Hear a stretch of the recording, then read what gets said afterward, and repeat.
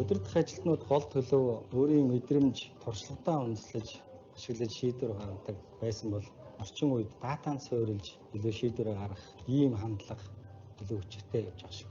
Датанд суурилснаар илүү бодиттой, хурдтай, эргэлзээгүй зөв ийм шийдвэр гаргах магадaltaй гэж үздэг. Нөгөө хэмжиж чадахгүй бол удирдах чадахгүй гэж үг байдаг тийм ээ. Бид бүхэн заавал ихлээр хэмжих хэрэгтэй. Одоо бүтээл маань өнөөдөр ямар байна гэдгийг ойлгох хэрэгтэй. Яг ямар төвшөнд байна гэдэг бодиттой байдлыг хэлэх юм дата биднээс хэрэгтэй болчихж байгаа. За дата хаана байна гэхээр энэ гэж бидний өдөр тутмын үйл ажиллагааны үр дүнд бий болж байна. За маш олон програм хангамжууд байгууллагад ашигладаг болсон. Манай компанид одоо 10 гаруй програм ашиглаж байна. За энэ олон програм хангамжууд манай бүхэл газар үйлдвэрлэлийн хөнгөлөлтөөр өдөр болгон ашиглагдаад дата үлдэх.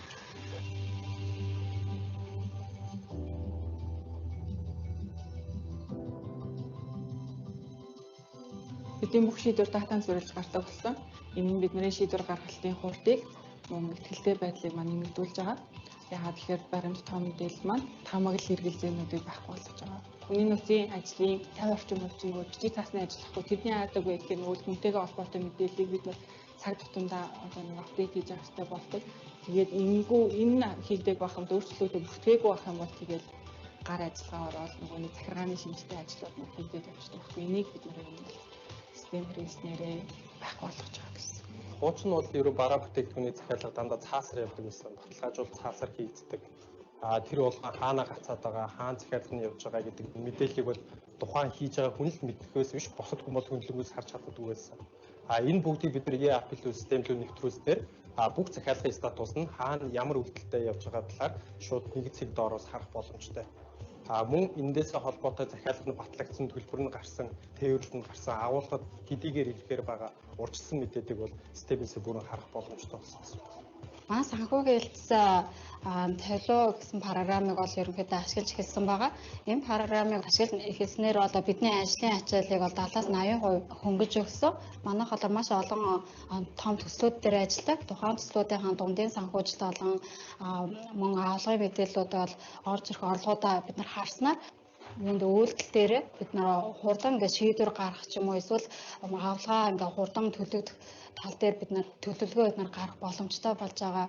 За зардал талаа харах юм бол бид нар мөнгөнийхөө орох гарах урсгалуудыг хооронд ингээд хослуулж харснаар бид нар нөгөө санхүүжилтийн зардлыг бол ерөнхийдөө бууруулах боломжийг бүрдүүлж байгаа. Бид нар хамгийн түрүүнд борлуулалтын менежерүүдээ бүгднийг алсын зайнаас ажилтдаг болсон байгаа. Эхний үед бол мэдээж бол бариад одоо саад төвүүд бол байж исэн. Одоо жишээлбэл одоо манай хүмүүс бол цагийн менежмент одоо зөв зохион байгуулах, за хувийн болоод ажлын зохион байгуулалтаа яг ингээд зөв төлөвлөж чадахгүйгээс болоод зарим нэг одоо ажлыг хоцроох, цаг хугацаанд амжихгүй байх, за нөгөө талдаа хяналт маань сулрах ч гэдэг юм иймэрхүү зүйлүүд бол гарч ирсэн. Гэхдээ бол ер нь 3 сарын дотор сурч сэтгэлээ нэлээд. Үр дүнгийн тухайд гэх юм бол бид нар 2017 болоод 18 оны гүйцэтгэлүүдийг харьцуулаад үзэхэд доор хаяж манай ажилтнуудын бүтээмж 50% өссөн байна. За борлуулалтын гүйцэтгэлүүдээ хамгийн багадаа бол 30% өсөлт бол гарсан байна. Манай компани өнгөрсөн 4-5 жилийн хугацаанд өөртөө хөгжүүлсэн ERP системийг зохицоор нэвтрүүлсэн. Санхүү, хүний нөөц, хангамж гэх мэтэр. Үүнээс гадна бас бусад системүүд нийлээд ер нь 30 орчим системийг дотроо бизнестэй ашиглаж байна. 30 орчим системээ нэгдсэн дата дэд үтцийг байгуулж байгаа. Энэ дата дэд үтцийг бол data warehouse гэж яг ерөнхийдөө нэрвэл тиймэрхүү асар хэрэглэж болно. Гол зорилго нь болохоор олон системийн датаг нэгтгэхэд нэгдсэн байдлаар удирдах, хянах, хамгаалах, эргээд нэгдсэн байдлаар тэр датанд одоо хандаж ажиллах ийм одоо боломжийг олгож байна. Энийг хийхдээ бид нар бол дэлхийн шилдэг технологийн компаниуд болох Oracle, Tableau, Talent гэх мэт ийм компаниудын шийдлийг ашигласан байна. Эдгээр дарахад бид нар яаж ажилладаг вэ гэхээр тусдаа байгаа аппликейшнуудын датагийн тэр уялдаа холбоог нь гаргаад хүн бүрт хэрэгтэй зөв тэр датаг нь гарын дор болохоор ер нь бол гаргаад ойлгох тийм боломжтой болгож өгсөн гэсэн. Датаг шууд хооноос хараад шууд ойлгохгүй. Тийм учраас бид нэр BI tool буюу тоотуудыг графикаар харуулснаар хүн илүү их ойлгомжтой болдог.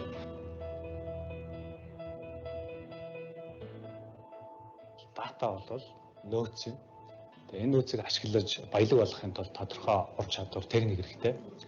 Тэгээ манай багийн зорилго бол ийм ур чадвартай багийг бүрдүүлж дата майнинг буюу одоо өвдөл олборлолтыг өндөр түвшинд хийх зорилготой байна.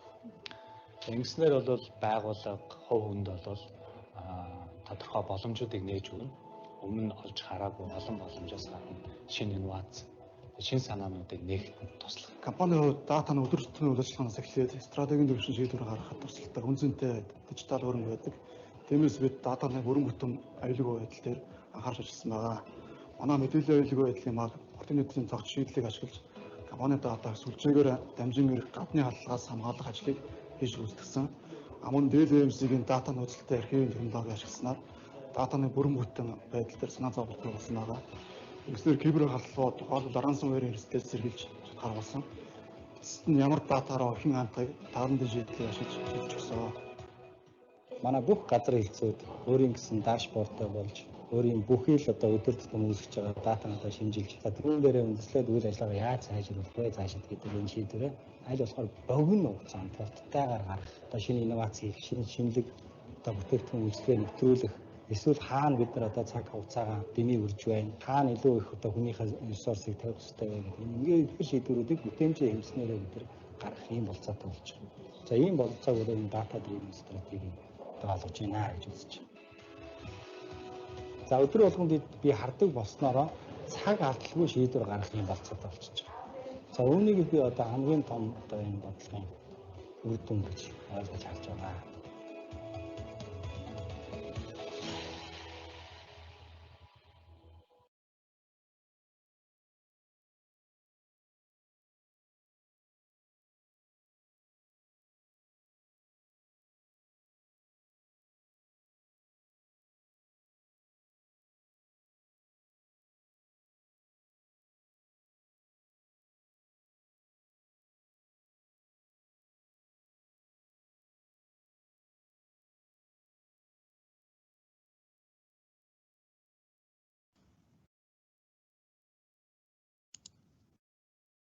Одоо хэд болж байна? 12:57 болж байна үү те?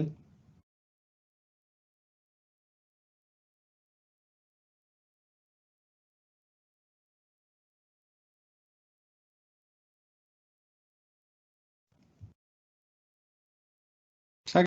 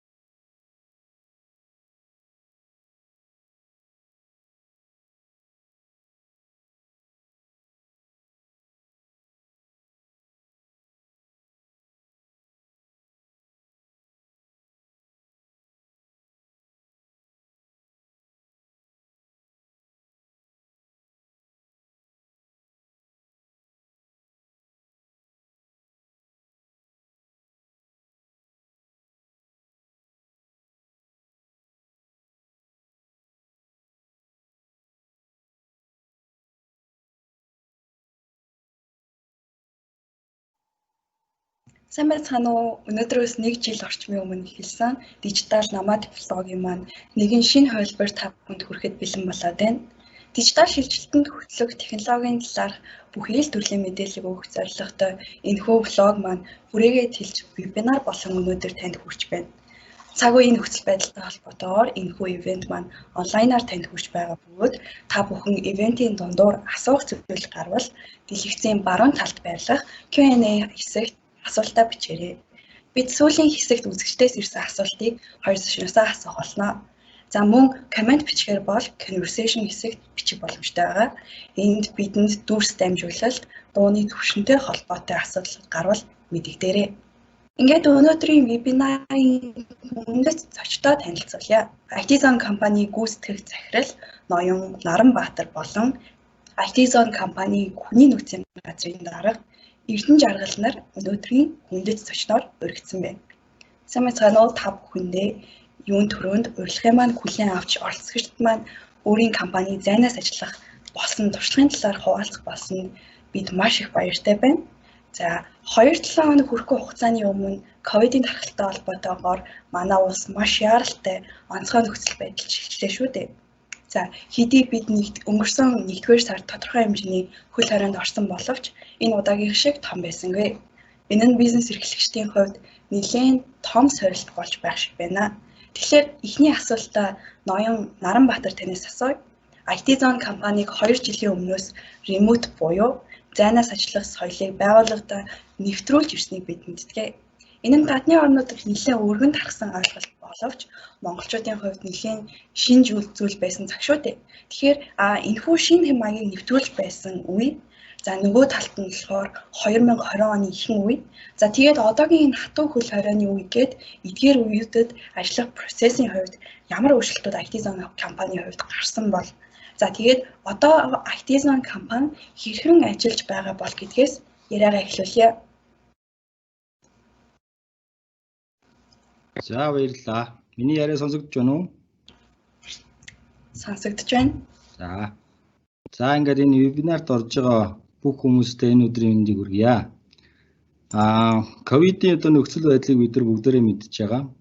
Хавар бол бас дотроо 3 сард тарлаа гэдэг бүх байгууллагууд бас тодорхой хэмжээнд сандарч бүгдээрээ одоо гэрээсээ ажиллах одоо тийм шаардлагыг төр засгаас өгсөн байгаа. За тэр үед азар одоо дотроо халдвар тархаагүй учраас компаниуд зарим хүмүүсээ шаардлагатай хүмүүсээ офс дээр ажилуулж за бас гэрээсээ ажиллах боломжтой хүмүүсээ гэрээсээ ажилуулж за иймэрхүү нэг холимог байдлаар ингээд явж ирсэн.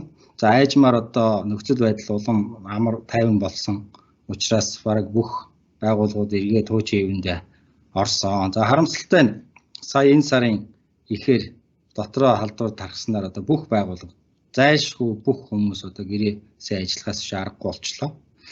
За манай компанийн хувьд 2015 оноос flexible time буюу одоо уян хатан цагийн системийг нэвтрүүлж эхэлсэн байдаг. За тэр уян хатан цагийн системийн одоо онцлог нь эрт эхлүүл одоо эрт ажиллаа дуусгадаг, орой эхлүүл орой ажиллаа дуусгадаг гэдэг 8 цагийнхаа одоо ажлыг нааш цааш нь shift хийх ийм одоо бодлого хэрэгжүүлж эхэлсэн байдаг.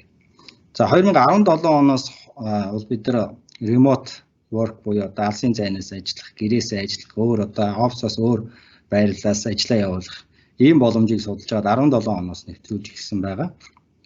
За тийм учраас энэ ковидын одоо нөхцөл байдалд энэ хүнд хөл хоройтой байгаа нөхцөл байдалд бол манай компани ямар нэгэн одоо сандрал бэрхшээлд оролцгүйгээр одоо ажиллаа одоо хэвээ явуулж байна. За яагаад тэгэхээр бол одоо бидний дэд бүтц за шаардлагатай системүүд бодлого журам за бусад зүйлс одоо ерөнхийдөө бэлэн байсан учраас бид нэр бас тодорхой хэмжээгээр ажиллаа хэвээ явуулах ийм болцоотой одоо болцоог өмнө бүрдүүлсэн. За тэгвэл хэдүүлээ 2 жилийн өмнөх рүүгээ буцъя л да. Тэгэхээр яагаад энэ зайнаас ажиллах хэв маягийг анх нэвтрүүлэх болсон бэ? За би энэ асуултанд хариулахын тулд нэг хэдий слайд бэлдсэн байгаа. Тэнийг гаргач.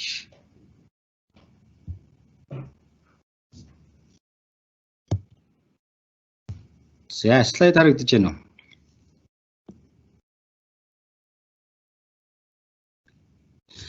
За эхний хуудсан дээр энд юу үзүүлж байгаа гэхээр бид нар ер нь бол компанийнхаа энэ бодлогыг хэрэгжүүлэх одоо асуудал юунаас эхэлсэн бэ гэхээр дэлхийд дижитал шилжилт гэдэг ойлголтын тухай яригдж байгаа бүх одоо байгууллагууд бүх хүмүүс мэдж байгаа. За дижитал шилжилт гэдэг ойлголтын хүрээнд одоо хамгийн чухал одоо гэж үзэж яригддаг одоо дөрвөн том пиларын нэг нь бол одоо орчин үеийн ажлын байрны талаар яригдж байгаа. За ажилтнуудаа илүү одоо эрх мэдэл автономт байдлаар ажилуулах. За одоо орчин үеийн залуучуудын одоо хүсэн хүлээж байгаа ажлын орчин бий болгох гэдэг асуудал дижитал шилжилтийн хүрээнд яригддаг. За энэ асуудлын талаар бид нар илүү дэлгэрэнгүй одоо судалсан байгаа тэр үед. Бид нар бол 16 оноос ер нь бол working from home, remote work гэдэг одоо энэ ойлголт концепцийн талаар судалж эхэлсэн байдаг. За дижитал шилжилт бол бизнес процесс, application, датаг одоо дижиталчлах үндсэн ийм концепц асуудлын тухай ярьдаг. За хамгийн одоо эцсийн зорилго нь бол одоо харилцагчаа илүү таньж мэдхийн хажуугаар ажилтнуудынхаа бүтээмжийг сайжруулах гэсэн ийм үндсэн зорилгыг агуулдаг. Тэгэхээр ажилтныхаа бүтээмжийг сайжруулна гэдэг яг ямар очтой зүйл вэ гэдгийг илүү дэлгэрэнгүй бид нар судалсан байгаа. За энэ хуудсан дээр болохоор энэ University одоо Warwick гэдэг дээд сургуулиас судалгаа явуулсан байгаа. Ер нь бол аз жаргалтай, сэтгэл ханамжтай ажилтнууд бусдаас 12%-аар илүү их бүтээмж гаргадаг. Харин аз жаргалгүй, одоо сэтгэл ханамжгүй, ажилдаа дургүй, нөхцөл байдалтай дургүй ийм хүмүүс бол 10% доогуур одоо бүтээмж гаргадаг гэсэн ийм судалгааг хийсэн байт юм байна. За тэгэхээр ер нь бол хүний одоо happiness буюу одоо сэтгэл ханамжтай байдал гэдэг бол өөрийнх нь бүтээмжид нь маш их том нөлөө үзүүлдэг зүйл юм байна гэж. За энэ байгууллагын судалгаагаар болохоор нэг ноцтой мэдээ нь юу гэхээр нийт одоо ажиллаж байгаа хүмүүсийн ердөө 13% нь өөрийнхөө ажилдаа дуртай, одоо ажилдаа илүү дур сонирхолтой. За бусад одоо хувь нь ерөнхийдөө л одоо ажилдаа жоохон дургүй гэсэн ийм судалгааны үр дүн гарсан юм байна. За бүтээмж муутай одоо ажилдаа дургүй хүмүүсээс болоод Америкт бол жишээлбэл 450-аас 550 тэрбум долларыг одоо жилдээ одоо ийм зардал гаргадаг гэсэн ийм тооцоо байдаг юм байна. Тэгээ харамсалтай нь бол зөвхөн одоо санхүүгийн одоо цалин урамшуулж гэдэг юм энэ зүйл бол хүний одоо маш өндөр бүтээмжтэй ажилтнууд шууд нөлөө үзүүлдэггүй гэсэн ийм судалгаа байдаг. За технологиос болж дэлхийн нийт одоо маш их том өөрчлөлтүүд болж байгаа. За энэ хуудсан дээрээс би онцолж хэлхийг хүссэн нэг тоо баримт бол одоо 2 дахь одоо энэ юу Дөрвөлжин Батар байна 80% гэсэн. За энэ юуг илэрхийлж байна вэ гэхээр одоо орчин үеийн залуучуудын 80% нь одоо ажил хийж байгаа залуучуудын 80% нь одоо гэрээсээ буюу хаана ихтэйгээс заавал офис дээр очихгүй ажиллахыг хүсэж байна гэсэн ийм судалгаа гарсан байна. За энэ бол маш одоо бас сонирхолтой тоо баримт. За орчин үеийн одоо хүмүүсийн ажиллаа хийх арга барил маш их өөрчлөгдөж байна. Жишээлбэл ажлын бус цагаар ажилтдаг хүмүүс одоо нийт ажилтнуудын 60% нь одоо ажлын бус цагаар хагас бүтэн сая өдөр ажлын дараа өглөө эрт одоо юу гэдгийг ажлын бус цагаар ажилтдаг юм байна. Тэгэхээр ерөнхийдөө бол ажлын цаг гэдэг ойлголт бол бас нэлээдгүй одоо тийм бүрхэг болж ирж байна. За нийт хүмүүсийн одоо 3.2% нь одоо ямар нэгэн байдлаар гэрээсээ жижиг том бизнес эрхэлдэг болсон байна. За 42% нь бол одоо технологи бол тааруухан бол би ажилласаа гарнаа гэж хариулсан байна. За 82% нь бол одоо бидний одоо хийж байгаа ажил технологи маш нөлөөтэй гэж хариулсан байна. Энэ бол одоо миний санаж байгаагаар 2017 оны тоо одоо нэлээд өөрчлөгдсөн байх. Энэ 44% буюу одоо энэ Millennials Generation Y одоо үеийн хүмүүс залуучууд юу гэж хариулсан бэ гэхээр одоо миний ажиллаж байгаа компани одоо нөхцөл байдал смарт биш байна. Ерөөсөө технологи муу байна гэсэн ийм хариулт өгсөн байна. За бас нэг судалгаагаар бол энэ эхний судалгаа их сонирхолтой. 2025 он гэхэд ер нь алсын зайнаас ажиллах байдал бол одоо энэ офс түрээсэлдэг офсын бизнес хийдэг хүмүүстэй шууд өрсөлдөнө гэж. Энэ Blueface гэдэг компани одоо судалгаагаар одоо тэр хүмүүс ийм prediction хийж байгаа юм байна. Тэгэхээр нэгсэндээ одоо офс маань ер нь хоосорч эхэлнэ. Ер нь ихэнх хүмүүс одоо гэрээсээ ажиллана гэсэн юм. За ер нь бол алсын зайнаас ажилтдаг ажилтнуудтай компанийн одоо хүмүүс ажлаас гарах байдал бол энэ 25% бага байдаг юм байна. Одоо тийм одоо нөгөө талаас нь харуул одоо сэтгэл ханамж илүү байдаг гэсэн үг. Тэгэхээр 79% нь бол илүү их уян хатан одоо нөхцөлийг компаниуд санал болгох юм бол бид нар одоо цаашдаа тэр компанид ажиллаад явахд билээ гэж. За тэр доотлолт нэг сонирхолтой тоо байна. Одоо хүмүүс нөгөө өвчтөе чөлөөтэй гэдэг нөгөө шүлээ авдаг. За тэр чөлөө авахд бол алсын зайнаас ажилтдаг компанийн хүмүүсийн дунджаар жилдээ 1.6 өдрийн одоо sick leave буюу одоо өвчтөе ийм чөлөө авдаг бол офс дээр ажилтдаг хүмүүсийн одоо 3.1 өдөр дунджаар гардаг юм байна. За магадгүй одоо мэдээж бас гадуур одоо олон хүмүүстэй контакт хийснээрээ янз бүрийн одоо бас өвчин тусах ханиад томоноос ахгуулаад бас асуудал байдаг байх. За энэ дээр болохоор хүмүүсээс асуусан байна. Та ер нь бол алсын зайнаас ажиллавал илүү их ажлыг хийж нугалж амжуулж чадах уу гэсэн чинь 91% чаднаа гэсэн хариулт өгсөн байд юм байна. Тэгэхээр энэ бас их сонирхолтой тоо. Хүмүүс бол одоо илүү их тэр чиглэл рүүгээ ремот байдлаар ажиллахыг илүү хүсдэг гэсэн үг. За энэ 66% нь болохоор би бол ажил дээр биш газраас ажиллах юм бол илүү их бүтээмжтэй байсан гэж хариулж байна. 76% нь ер нь бол гэрээсээ ч юм уу хаа нэгтэй ажиллахад офс дээр ажиллажснаас илүү их одоо анхаарал сарних байдал бага байсан гэж хариулж байна.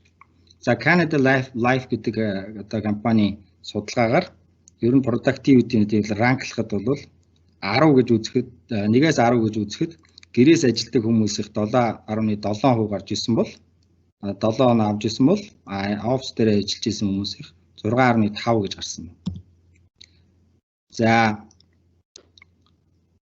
За ер нь бол офс дээр ажилладаг хүмүүсийн стресс их байдаг. Жишээлбэл өглөө ажилдаа гарахын тулд за тэгэл хувцсанд орох, хувцс унраа бэлдэх.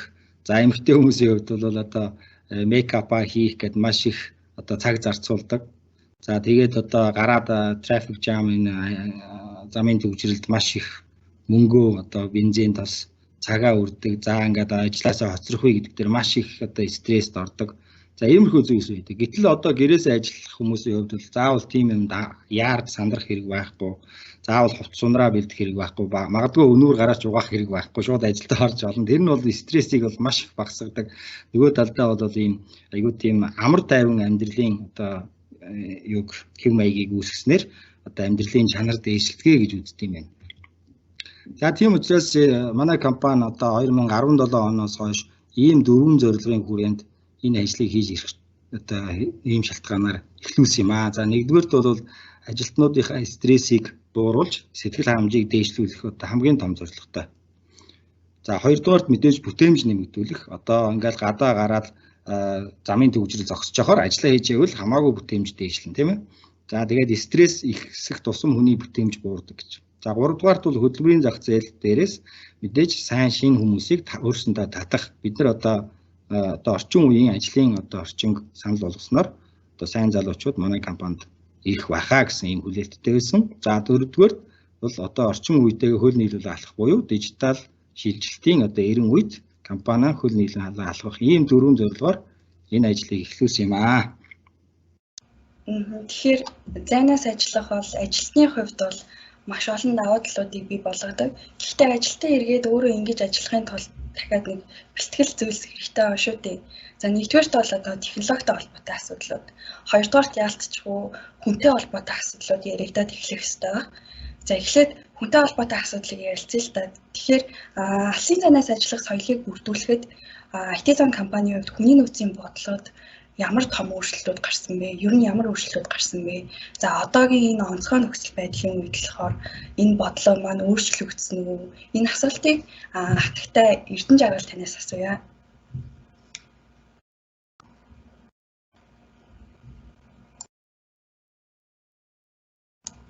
Микрофон нь хаалттай байна шүү.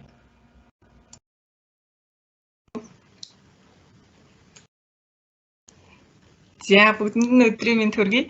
Би харин ингээ микрофон хаалттайгүйгээ дандаа андуурч ирээд байгаа шүү. За манайх нөгөө нараа захирлын хэлснээр уян хатан цагийн системээр ажиллаж эхэлсэн. Энэ маань одоо биднийг дараагийн алхам болох, дараагийн төвшин болохын алсын зайнаас ажиллах энэ юунд бол нэлээд том бэлтгэл нь олж өгсөн, суурь нь олж өгсөн байна.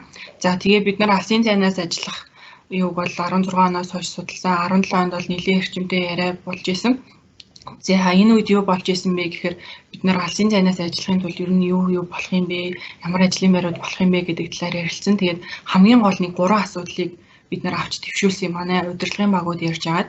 За эхнийх нь юу байсан бэ гэхээр бид нар бэлэн биш байгаа юм шүү. Монголчууд ер нь бол одоо ингээд яг заавал юм хараа хяналтнээр бэжэж одоо ажиллаа хийдэг гэдэг ч юм уу тий. За нэг иймэрхүү нөхцөл байдал байгаа юм шүү. Хүмүүс маань хараа хяналтаас гарчгаар ингээд анхаарал маань хяналт маань сулраад одоо бүтээнч маань багасан юм шүү гэдэг нэг асуудал. Нэг том сэдв бүлэг асуудал яригдсан. За нөгөөх нь гэх юм бол алсын зайнаас ажиллахад бүтээнч маань буураад ажилтнууд маань илүү бага ажил хийдэг болчих юм шүү. Ингэснээрээ гүйцэтгэл нь буураад эргээд одоо нөгөө компани үр дүнд сөргөөр нөлөөлөх юм шүү гэдэг нэг асуудлууд яригдчихсэн.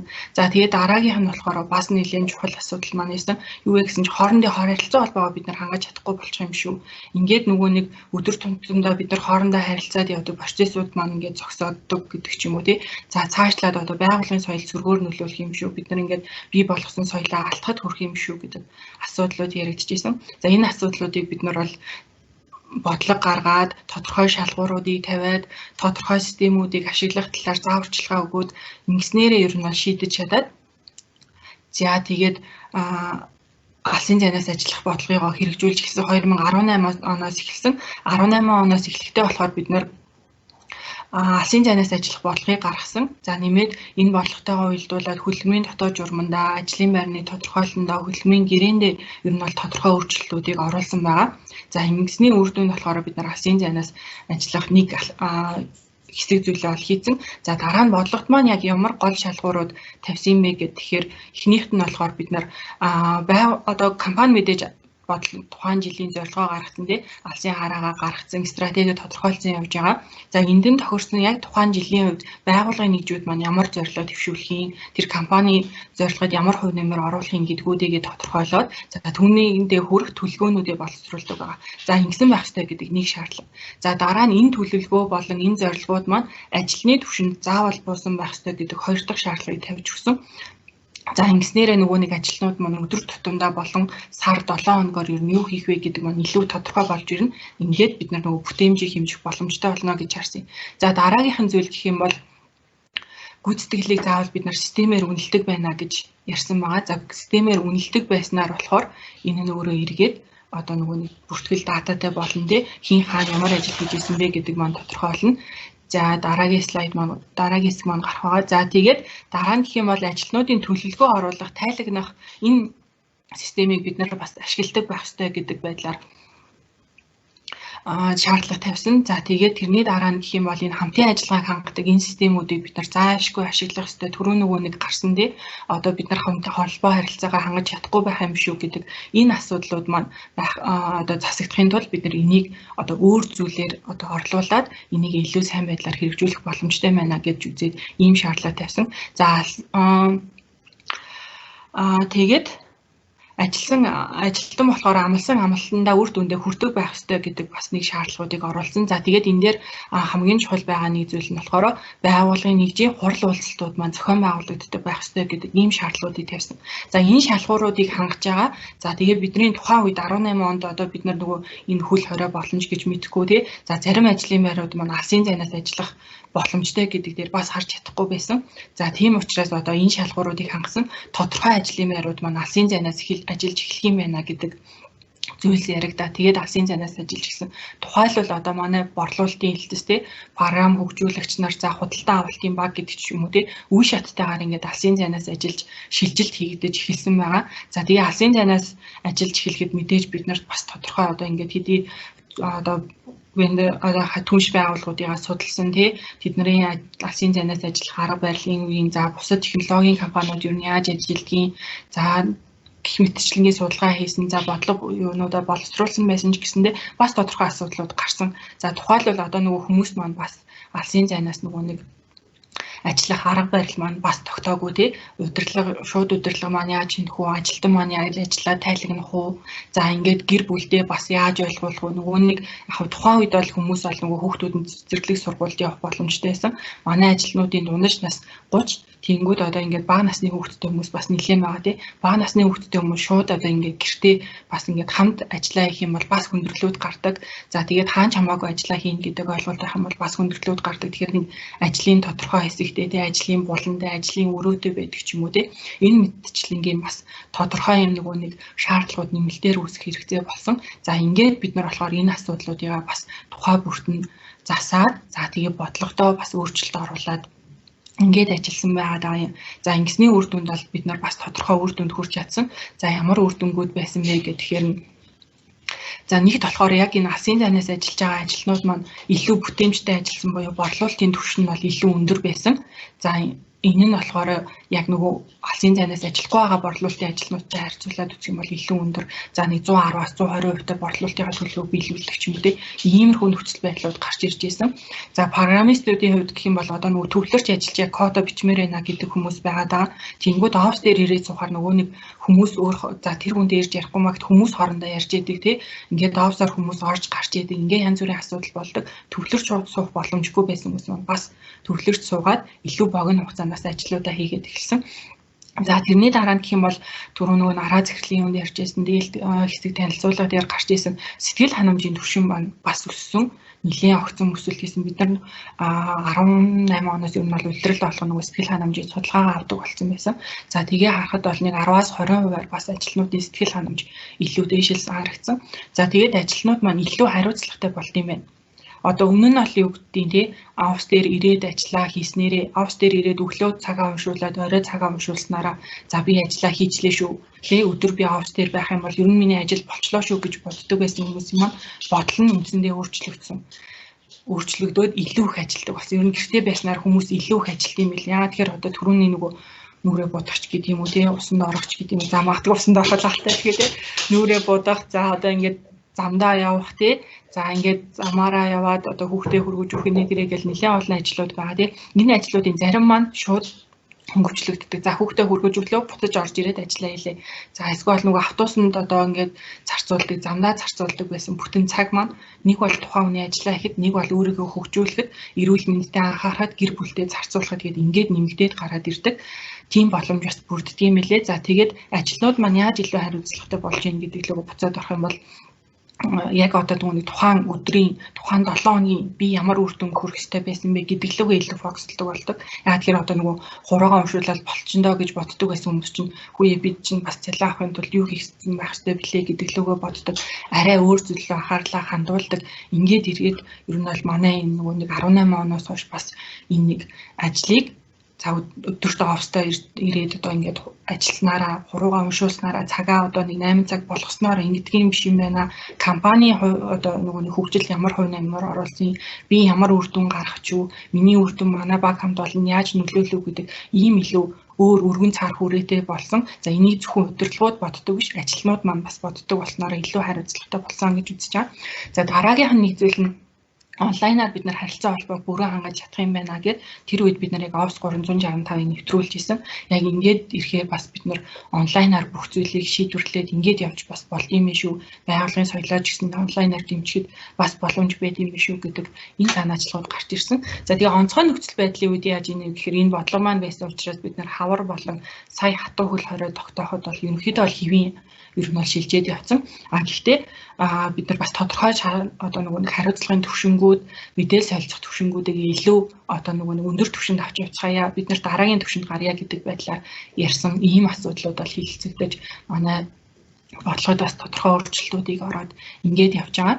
Ийм төвшөнтэй энэ манай компаниуд мэдээж нөгөө офис дээр ажиллах, гэрээс ажиллах хоёр бол хоорондоо асар том ялгаатай. Сая бас өөрөө чи ярианаас ажиглаглаа шүү дээ, уламжлал. Агаар бол бид нар ингээд цагаар ажиллаад өглөө оройд хуруугаа уншуулдаг. За тэгэхээр тухайн ажилтны маань ажилласан цаг нь болохоор түүний гүйцэтгэлийг хэмжих айгүй том тийм хэмжигдэхүүн болж өгдөг. За эсвэргээрээ зайнаас ажиллаж байхад болохоор тухайн ажилтны үнэлэгдэх хэмжигдэхүүн нь болохоор өөрийнх нь бүтээмж нь байдаг. Тэгэхээр энэ үед болохоор та бүхэн ажилтнуудынхаа бүтээмжийг хамтын ажиллагааг хэрхэн хянаж үнэлдэг вэ? Гол нь тэр нөгөө нэг ажилтнаа үнэлж байгаа бүтээмжийг нь хэмжиж байгаа процессыг нь сонирхол ямар аа. За тийм одоо нөгөө өөрлөө алдаад мэдээж ажлын байран дээр ажиллах, алсын зайнаас ажиллах. Тэгээд одоо эн чинь бүр бараг компани бүх хүн л алсын зайнаас ажиллах боломжтой, бүх хүн нь алсын зайнаас ажиллах юм хэрэгцээ шаардлага үүсчлээ шүү дээ. За тийм болохоор нэлийн өөр зүйлсүүд бол байгаа. За тэгээд бид нар түрүүн хэлсэндээ би нөгөө нэг алсын зайнаас ажиллах бодлогоо гаргасан шалгууруудаа тавьсан дүрмүүдээ тогтцсон байсан гэсэн үг. Энэ дүрмийнхаа дагуу бид нар шалгаж байгаа. За жишээлбэл одоо энгийн дүрмүүд гэдэг юм бол одоо бид нар аливаа ирсэн санал хүсэлт одоо Teams-ээр ирсэн чат гэдэг ч юм уу, имэйлээр ирсэн имэйл, за бусад их сурвалжаас орж ирсэн мэдээллүүдэд бид нар 4 цагийн дотор дотооддоо зайлшгүй хариулдаг. За мөн гадагшаага боломжтой хамгийн хурд хугацаар өдөртөөч гэдэг юм те. Иймэрхүү шаардлагуудыг бас гаргаж ирсэн байна. Ер нь бол бид нар дотоод гадаад бүгдэнд нь 4 цаг гэдэг шаардлагуудыг тавьсан. Тэгэхээр энэ 4 цагийн дотор бид нар ямар нэгэн байдлаар хариу үзүүлнэ те. За таны асуудлыг хүлээж авлаа гэдэг юм уу? За тантай ингээд холбогдох байгаа шүү гэдэг юм уу? За энэ хэм бол нөгөө хүмүүс маань одоо эргээд бид нар нөгөө эргэх холбоог маш сайн сайжруулж байгаа. За ингээд яг энэ бүтээнжийг хэмжиж байгаа дээр илүү жишээ аваад яривал илүү сонирхолтой бас илүү бодиттой байх бах гэж бодож байна. За яаж хэмжиж ийм гэхээр манай борлуулалтын ажилтнууд гэдэг хамгийн түрүүнд орсон гэдгийгсэн шүү дээ. Борлуулалтын ажилтнууд дээр маань болохоор эдгээр хүмүүс маань төлөвлөгөө гаргаж байгаа түрүүн хэлсэндээ байгууллагын нэгжийн төлөвлөгөө, ажилтны төлөвлөгөө 7 хоногоор болон сараар нь ингээ гарсан байх хэрэгтэй гэдэг. Энэ төлөвлөгөө маань манай monthly step гэдэг SharePoint дээр хөгжүүлсэн системээр ороод явдаг. За энэ төлөвлөгөөнийхөө гүйцэтгэлийг ажилтан бол оруулаад явах хэрэгтэй болж байгаа. За тэгмүүд ажилтан өдөр болгондоо ажлынхаа тайлан явуулах хэрэгтэй гэсэн. Энэ одоо төлөвлөгөөний энэ хэсэг ажлуудыг би өнөөдөр ингээд хийчлээ шүү гэдэг байдлаар төлөвлөгөөнүүдээ тайлангаар явуулна. За тэгээд 7 хоног тутам болохоор шууд удирдлагатайгаа нийлсэн хурал хийгээд баг хамт олонны хурлаа хийгээд за энүүгээр болохоор тухайн 7 хоногт яг нөгөө үр дүндээ хүрсэн байна уу үгүй байна уу гэдгийг хийдэг ийм ажлууд маань явдаг. Ер нь бүтээмжийг хэмжих гээд байгаа гол асуудал маань цаанаа тухайн хүн одоо нэг ажлуудаа хийгээд энэ хийхгүй байна уу гэдэг дээр бас нэг хяналт тавьмаар ааш тий. Тэгэхээр нөгөө нэг юм компанийнхаа зорилгоод ингээд уялдаад гараад ирсэн ажлын түвшинд бууцсан энэ зорилго энэ төлөвлөгөөнийг биелүүлсэн байна уу үгүй байна уу гэдэг дээр манай борлуулалтынхан бол одоо энэ monthly step гэдэг системийг ашигладаг. За өдрөө тутамдаа ажлын тайлангаа явуулдаг 7 хоног тутам хурал уулзалтаа хийдэг. Энэ жишгээр бол бүтээмжээ буюу ажлын гүйцэтгэлээ хянаад явж байгаа. За тэгээд дараагийнх нь гэх юм бол одоо манай юунууд байгаа программистууд ажаад манай программийнхан болохоор Jira гэдэг системийг ашигладаг. За программистууд маань юу хийдэг вэ гэхээр өөрсдөө одоо нөгөө төслүүд хөгжүүлж байгаа тийм програмууд бүтээгдэхүүнүүд хөгжүүлж байгаа системүүд. За тэгэнгүүт энэ төслийн түвшинд болохоор энэ хүмүүсийг төслийн одоо төлөвлөгөөг нь оруулаад энийг өдөр тутмынх нь таскуудыг хянаад явах боломжтой байдаг. За тэгэнгүүт нөгөө ажилтан бүр одоо нөгөө нэг тухайн нэг одоо дэлгэцийг ч юм уу тийм магадгүй хөгжүүлэхэд хэдэн цаг зарцуулах вэ гэдгийг оруулаад өчтгөө гэсэн үг. За ингэнгүүт одоо нөгөө тайлангууд маш гоё өөрөө дашборд хэлбэрээр гараад ирдэг. За ингэж хяналт тавьдаг. Давхар манай программийнхан болохоор Today-нess гэдэг өдөр тутмынхаа тайлан явуулдаг. Ер нь өдөр тутмын тайлан одоо хийсэн ажлынхаа тайлан явуулна гэдэг маань өөрөө бүтээмжийг хэмжихэд бас их чухал. Тэрнээс биш ингэ цаг тутамдаа хянаад байх нь биш. Өдөр тутамдаа нөгөө зорилго 7 хоногийн зорилго тавьсан, сарын зорилго тавьсан, жилийн зорилго тавьсан. Эндээ хүрэхийн тулд өдөр тутамдаа юу хийж байгаа вэ? Тийшээгээ чиглэсэн нэг ажлуудыг хийж хийхгүй байх гэдэг дээр ингээд явдаг. За манай худалдан авалтын хэлцийнхэн байж байгаа. Худалдан авалтын мэрэгчлүүд маань гэсэн. За эдгээр маань үндсэн ажил нөгөө нэг захиалга хийх, үнийн санал авах, тий аль үнийн саналыг илүү боломжтой байна, худалдан авалт хийх боломжтой байна гэдэг дээр юу нь бол ажилтдаг хүмүүс. За эргээд энэ худалдан авалтынхаа мэдээлэл, үнийн саналынхаа мэдээллийг буцаад дотоод одоо борлуулалтынхаа ажилтнуудад өгч гэдэг юм. Энэ ажлыг хийдэг. Энэ хүмүүс маань өдөр тутмын тайлан бичдэг. Гэхдээ одоо 7 хоногийн хуралч гэдэг юмтэй уулзалтууд хийгээд явдаг. Яагаад бичдэггүй вэ гэхээр энэ хүмүүс угаасаа өдөр тутмынх нь ажил нь Green ERP-ийн нийлүүлэлт хангамжийн систем гэдэг систем гэж энэ систем дээр явагддаг байхгүй. Өдөр тухайн хүн хэдэн үнийн санал гаргасан, өдөр тухайн хүн хэдэн одоо нөгөө нэг захиалга, худалдан авалтын захиалга хийсэн бэ гэдэг нь угаасаа тоон байж байгаа. Тэнгүүд энэ хүмүүс маань нэлээд эрт одоо 14 оноос хойш ингээд явцсан болохоор ийм датанууд нь маань нэлээд цугларсан. Тэнгүүд дунджаар нэг хүн сард хэдэн худалдаа авалт хэдэн үнийн санал хийдэг вэ гэдэг тоотой. За тэрнийг өдөрт буулгаад аваад үзсэн мөн тоотой. Тэнгүүд эндээ харьцуулаад нөгөө хүний бүтээмж хэвэн байна уу, үгүй байна уу гэдгийг бид нар бас хянаад явах юм боломжтой байдаг.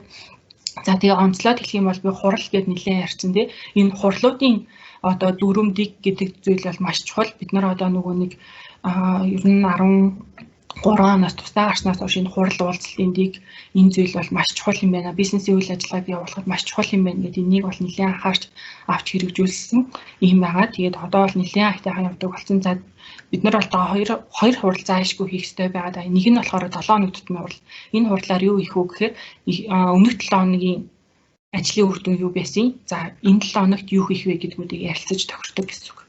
За энэ хуралд бол бүх хүмүүс тухайн нэгжийн бүх хүмүүс ороод явна. За дараагийнх нь хурал нь гэх юм бол энэ agile management-ээс гаралтай. За өдөр тутмын хурлуудыг зохион байгуулахын ажлууд ээж. За өдөр тутмын хурлууд маань юу болж ийм гэхээр юу ярьдаг гэхээр 3 үндсэн асуудлыг заавал ярих хэрэгтэй. Энэ маань нэг удаан биш, нэг үн дээр нэгээс 2 минут яриад тэгэл дуустдаг асуудал ахгүй. За тэгэнгүүтээ өдөр болгон хуралны энийг бид нэр одоо болохоор онлайнаар хийгээд явж байгаа. За өмнөх өдөр нь юу ийсэн? Өнөөдөр юу хийн? Тэр ажлуудыг хийхэд ямар асуудал тулгарсан, гацсан зүйл байгаа юу гэдгийг яриад ингээд ажлуудаа урагшууллуулад явдаг ийм асуудал байгаа. За энэ гацсан зүйл дээр гэх юм бол одоо нөгөө нэг шууд удирдлагууд нь менежерүүд нь байж байгаа шүү дээ. Дунд түвшний менежерүүд маань нэлээд оролцоотой ороод энэ гацааг нь гаргаад ажлыг хэвэн явуулахад маш төлхөө зүйдэлдэг. За ер нь одоо хүний нөөц тайл дээр болохоор ер нь бол бодлого журмууд маань ингээ гарна. За тэгээд байгууллагын нэгжид сайн ярьснаар бол байгууллагын нэгжид ингээд арай өөр онцлогтой байгаа. Бүх байгууллагын нэгжид яг нэг аргаар яв гэхэд бас хэцүү. Мэдээж нэг аргаар явах системүүд ажлууд байна. Өөрсдийн онцлог тохирсон бас аргуудыг ингээд нэвтрүүлээд ажиллах нь зүг байдаг. Тэнгүүд хүний нөөц бодлогоо гаргаад өгнө. За тэрний болохоор шууд удирдлагууд арга нар маань ярилцаад яг өдөр өөрсдийнхөө байгууллагын нэгжид ашиглахаар буулгана. За тэрнийг хийн хяналттай явж ийн гэх юм манай нөгөө шууд удирдлагууд менежерүүд маань хаан шатны буюу дунд шатны менежерүүд маань хяналт тавьж ажиллаж байгаа. Эдгээр хүмүүсийн үүрэг оролцоо бол одоо энэ үед бол бүр л ихсэн гэсэн үг. За өмнө нь магадгүй за ажилдаа ирсэн байх шүү гэдгээр хардаг байсан бол одоо за нөгөө хүний зорилгын хөдөлгөөн зөв ажлуудаа хийж гинүү, буруу ажлуудаа хийж гинүү гэдэг дээр бас хяналт тавих хэрэгтэй. Тэгэхгүй ингээл бүх ажлуудыг мэдээж хийгээд явна гэж байхгүй шүү дээ. Хамгийн чухал ажлуулга нөгөө маань орж ийн үгүй юу гэдэг дээр одоо энэ өдөр тутмын хурлууд, 7 хоногийн хурлууд нөгөө гаргаж байгаа төлөвлөгөөнүүдээрээ ингээд чиглүүлээд явах энэ гол үүргүүд маань менежерүүд дээр байгаа. За ингээд та бүхний харж байгаа энэ алсын зайнаас ажиллахдаа бид нар мэдээж одоо системүүдийг ашиглаж байгаа. Тэгээ системгүйгээр бол яг явна гэх юм бол маш хэцүү нэг тийм байдалд орно. Одоо магадгүй нэг үний санал авъя гэсэн чинь худалдаа авалтын мэргэжилт нөө мэйл ирлээ, буцаад гадагшаага мэйл явлаа, ахаад ирлээ, санхүүтэй холбогдлоо гэл ингээл нөгөө борлуулалт санхүү гэл энэ хүмүүсийн хооронд худалдаа авалт гэсэн энэ хүмүүсийн хооронд маань асар их мэйл яваа. Нөгөө мэйл дотор нь ажлууд нь магадгүй орхигдох иймэрхүү нөхцөл байдал үүсдэг. Тэгэхээр энэ систем гэдэг бол маш чухал байдаг. За алсын зайнаас нөгөө нэг бид нар шалгуур тавьсан зарим ажлын байрнууд бас боломжгүй гэсэн тий. За тэрний хүрээнд болохоор ажил гүйцэтгэхэд зайлшгүй шаардлагатай суурь тоног төхөөрөмжүүд гэж байх юм байна гэд энэ мэдээж ноутбук хэрэгтэй болно. Зайлшгүй одоо нөгөө десктоп компьютертэй бол бас хэцүү тий. Бүгдийг ингээд тэрвэд гэрлүүгөө явах үгүй юу гэдэг асуудал үүснэ. Тэгэхээр хүн болгон маань ноутбуктай байх хэрэгцээ шаардлага гарч байгаа. За нөгөө талдаа интернет бас байх хэрэгцээ шаардлага гарч ин. Тэгээ интернетийн маань хурд одоо ингээд бид нар өдөр тутамдаа одоо нөгөө хурлууд онлайн хурлууд хийгээд явахаар бас одоо ингээд видео хурлууд хийгээд явангууд ингээд интернет маань бас хэрэгтэй болж байгаа. За утас мэдээж байж байгаа тий. Бүх програмууд маань утсан хувилбартай болсон ингээд явж байгаа. За тэгээд суурь програм хангамж гэж бас байх юм байна гэж байгаа. Энэ дээр болохоор манайд Green ERP систем байж байгаа тий. Green ERP систем маань өмнө нь болохоор зөвхөн дотоод сүлжээнээс ханддаг байсан. Одоо болохоор бид нар гаднаас хаанаас л бол хаанаас ямар сүлжээнээс хандаад ашиглах боломжтой болсон. Энэ нь эргээд бидний нөгөө алсын цайнаас ажиллах боломжийг бүрдүүлж байгаа. За HubSpot гэдэг inbound маркетингийн систем байж байгаа. Энэ дээр маань болохоор борлуулалт маркетингийнхан маань хамтраад бас нөгөө нэг сургуулийнхаа борлуулалтын сургуулийнхаа бүртгээд энэ дээр ингээд ажиллаад явдаг ийм систем байж байгаа.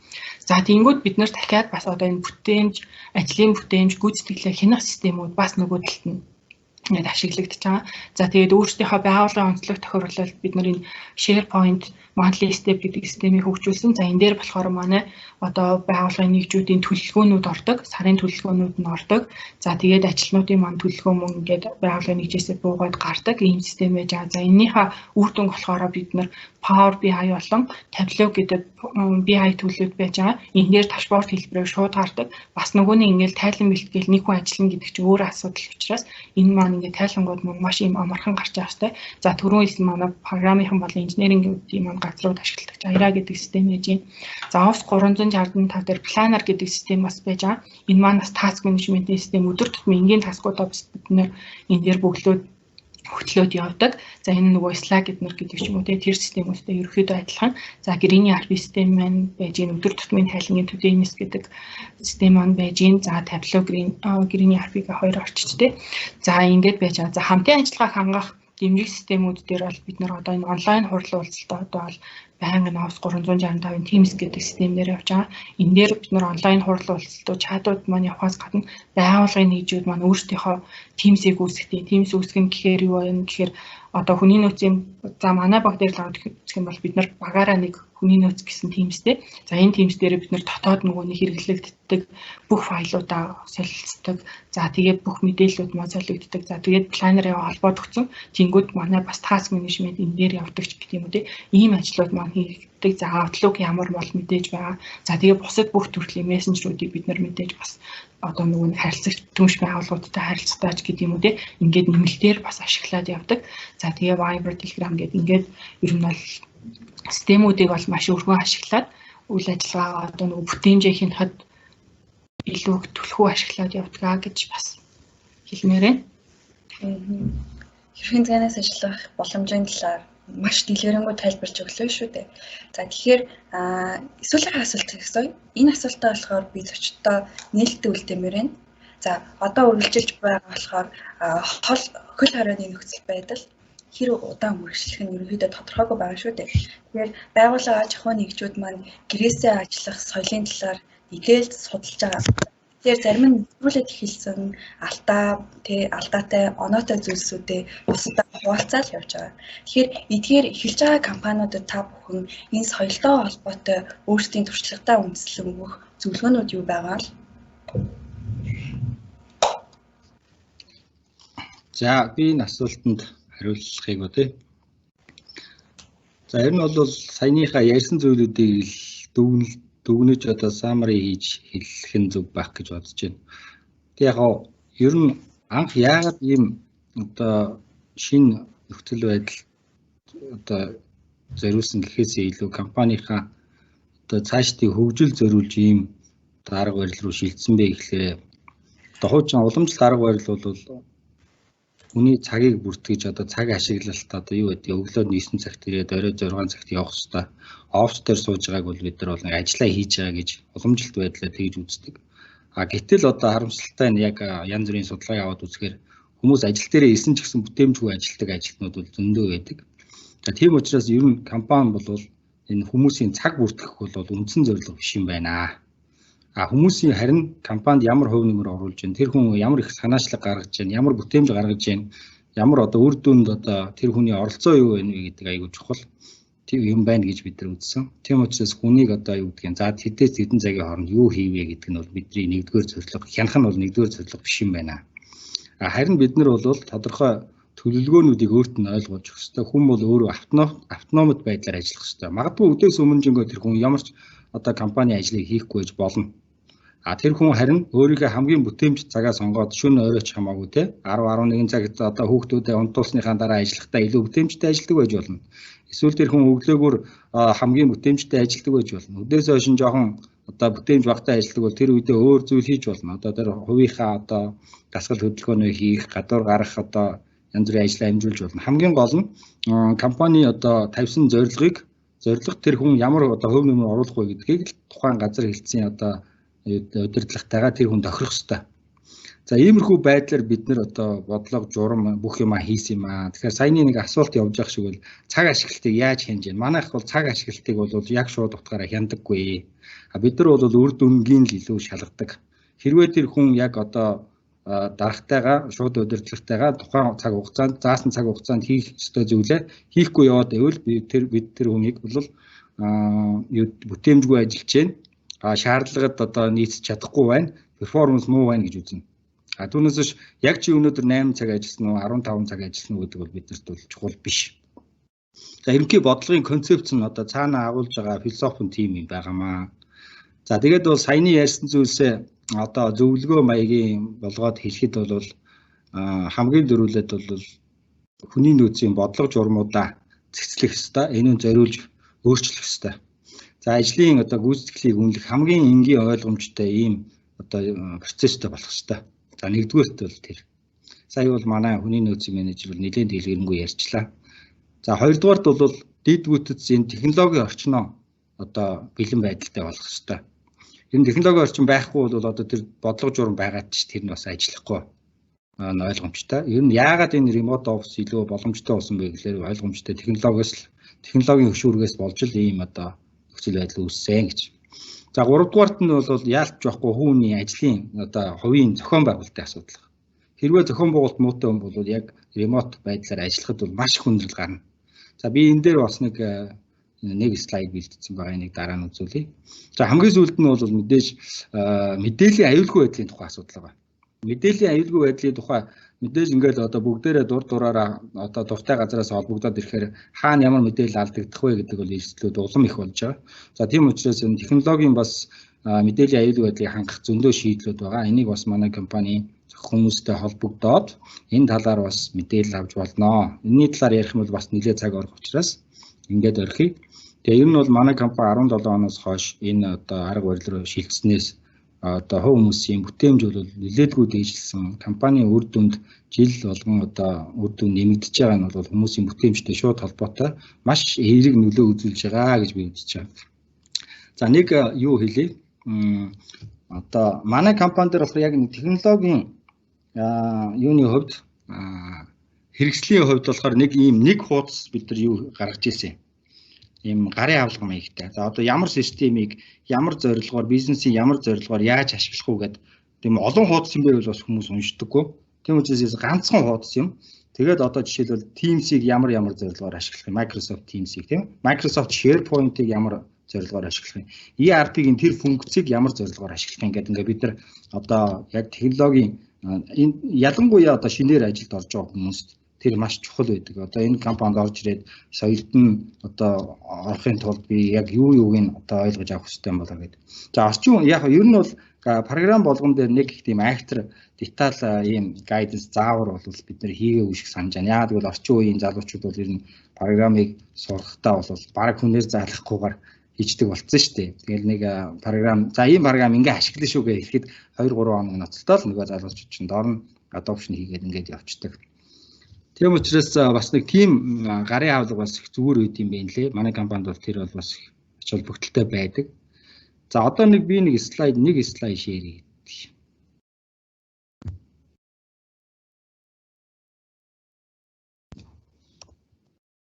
Харагдаж байна уу?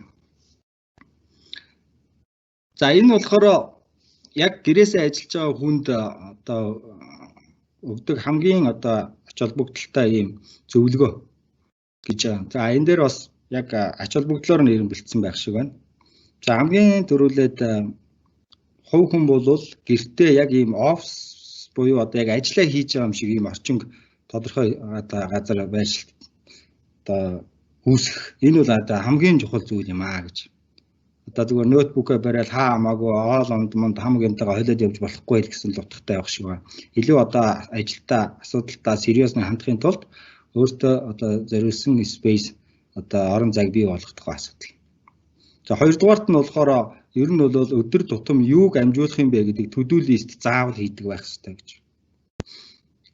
За гуравдугаарт нь болохоор яг л одоо ажилдаа явах гэж байгаа юм шиг л өөрийгөө бэлдэх хэрэгтэй гэсэн ийм бас нэг зөвлөгөө байна. За дөрөвдүгээрт нь бол ер нь бол завсарлага бас дундуур нь авч явах хэрэгтэй. Ямар нэгэн байдлаар ингээд өдөр шөнөгүй ингээд яг ажиллаа хийгээ суугаад иж болохгүй. За бас гэрээсээ гарч явах хэрэгтэй. Гэрээсээ гарч салхинд гарч бас өөрийнхөө майндыг одоо рефреш хийх юм шаардлагатай гэж. За дараа нь болохоор яг эхлэх дуусах цагаа бас тодорхой болох хэрэгтэй. Өглөө яг 9-д эхлэх юм уу, 10-д эхлэх юм уу? За тэгээ орой хэдэд дуусгах юм. Энэ тэгэхгүй бол бас гэр бүлдээ зарцуулах цаг, бусад одоо зүйлдээ зарцуулах цаг чинь одоо утга учиргүй болно шүү гэж. За дараа нь болохоор бүх технологийнхоо юмнуудыг сайн бэлдээ. Нэг юм чинь дутуул бол ажил чи явахгүй шүү гэж. За тэгээ бас дасгал хөдөлгөөн хийж явах хэрэгтэй. За тэгээд одоо календар програмуудыг бол маш сайн ашиглах хэрэгтэй. Хэдний өдрийн хэдэн цагт юу хийх юм, ямар хуралд оролцох юм гэдэг ингээд бүх зүйлүүдээ календарт оруулдаг байх хэрэгтэй.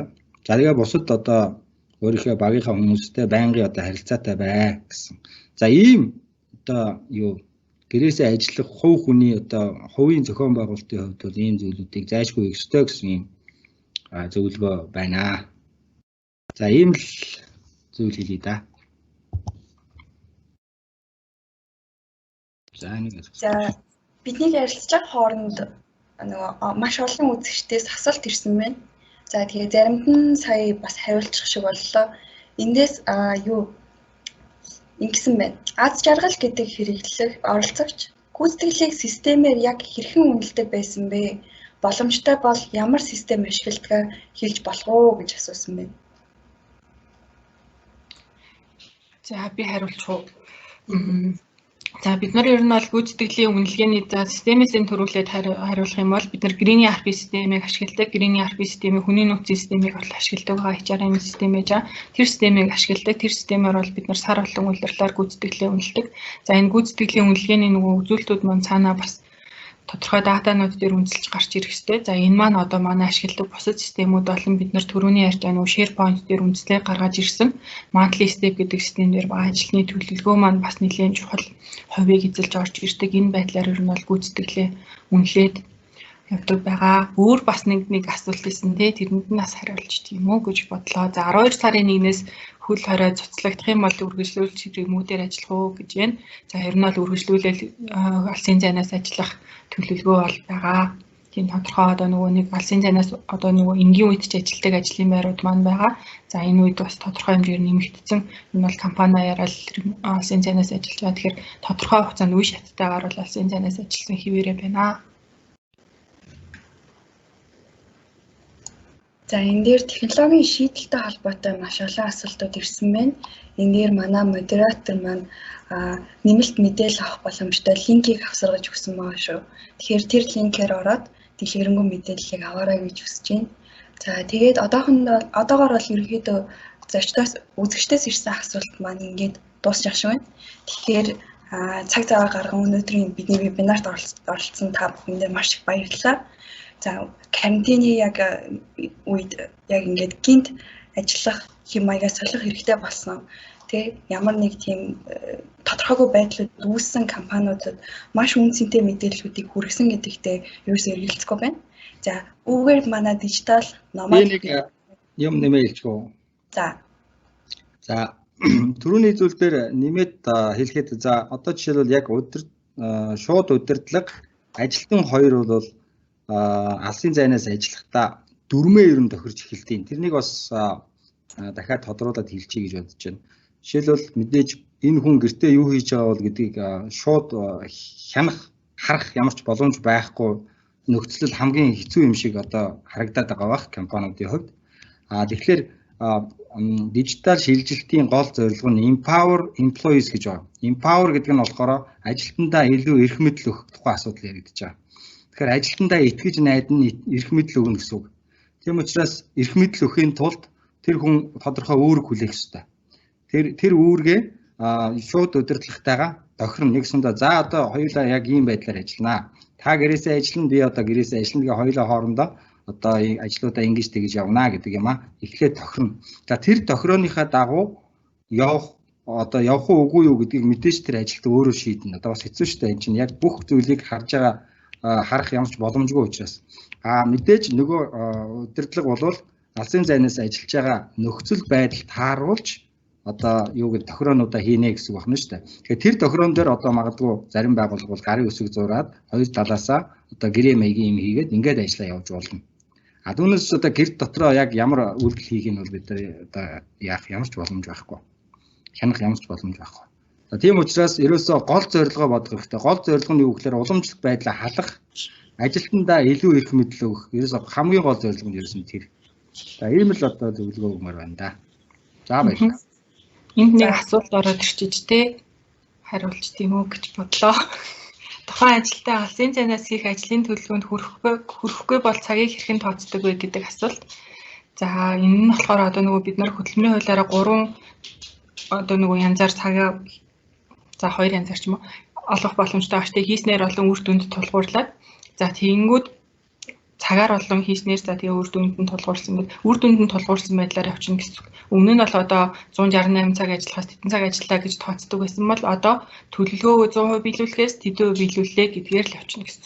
За 80% биелүүлсэн бол 80%-аар нь за манайх бүр зарим тохиолдолд 110% биелүүлсэн бол 110%-аар нь тоошоод цалинг нь олох ийм боломжтой систем цаана нь явж байгаа. Тэгэхээр нөгөө нэг ажилтнандаа бас тодорхой эрх чөлөө өгнө гэдэг маань бас энэ агуулгыг бас агуулж байгаа ийм зүйл явж байгаа юм шүү. Тэгэхээр магадгүй нөгөө нэг хүн ажиллаа шахаад нэг өдөрт нийлүү чиг маргааш нь жоохон баг хийх ч юм уу тиймэрхүү нөхцөл байдлаар өөрсдөө зохицуулдаг гэсэн үг болж байгаа шүү. За вебинарын хүрээнд бас өөр асуулт байх юм бол IT Zone компани хуудасуудаар бас холбогдоход үргэлж нээлттэй болно. За үүгээр дижитал номадик вебинарын маань эхний дугаар өндөрлж байна. За бид дараагийн дугаартаа зайнаас ажиллах соёлыг хэрэгжүүлэн амжилттай ажиллаж байгаа маш олон байгууллагуудын төлөөллүүдийг урьж оролцуулж байх болно. За дараагийн дугаар маань болохоор бид ирэх мягмар гарагт буюу 12 дугаар сарын 2-ны өдөр товсон байгаа. Зочноор нь Могул сервисийн спорт компани гүйцэтгэх захирал Чавхлан уригдсан байгаамаа. За хэрвээ та бүхэн тус дугаарт оролцох хүсэлтэй байгаа бол мөн бидний бас адилхан бидний сошиал хуудастай үргэлж холбоотой байгаарай. За бид тун удахгүй өөрсдийн сошиал хуудасуудаараа дараагийн ивэнтийн талаарх мэдээллүүдийг хүргэх болно. За ингээд дараа уулзцгаая. Баяртай та бүхэнд хэрэгтэй мэдээлэл хүрсэн гэдэгт итгэлтэй байна. Дараагийн дугаараар уулзцгаая. Баяртай.